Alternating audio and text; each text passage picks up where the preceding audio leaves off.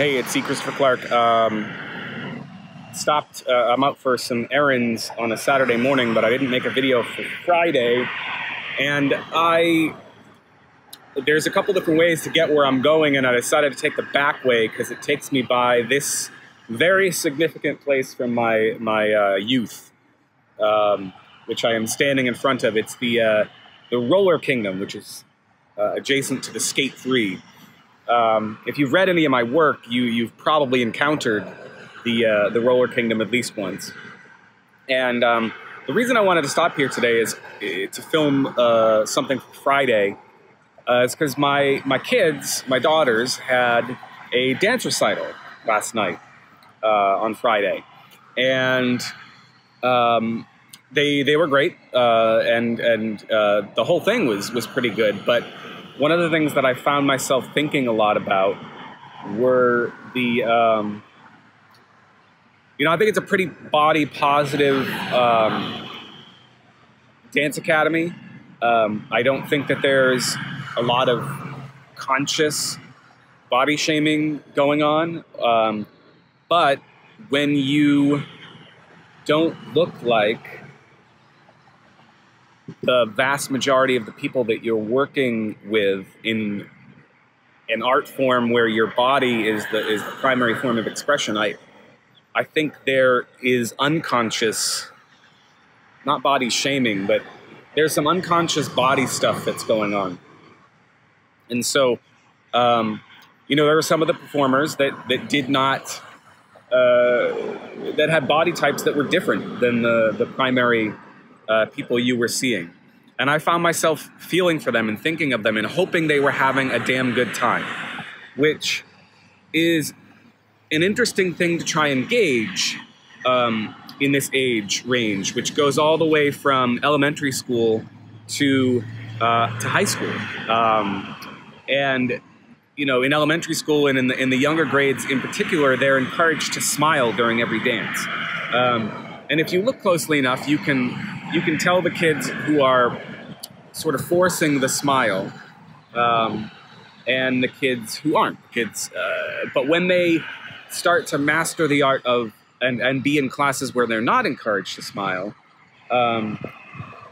you can sort of read into body language and stiffness and whatever to a certain extent if they're having a good time, if they're enjoying themselves.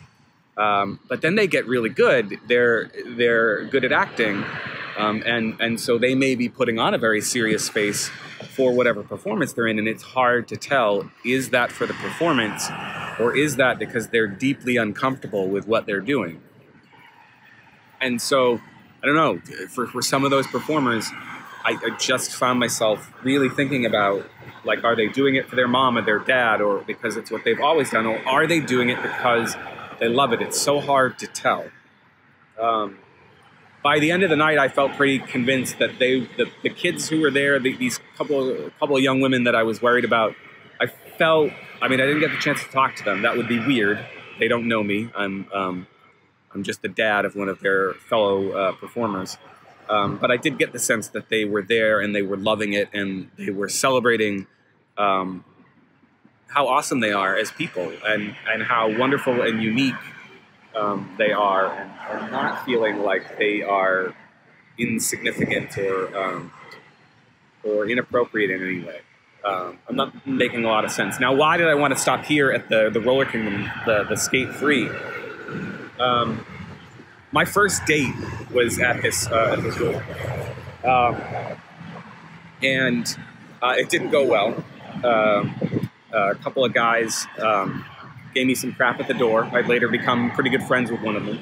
And that one, in fact, was the guy that my date was way more infatuated with. It was a blind date that a friend had set up. And she wasn't that into me, and that was fine.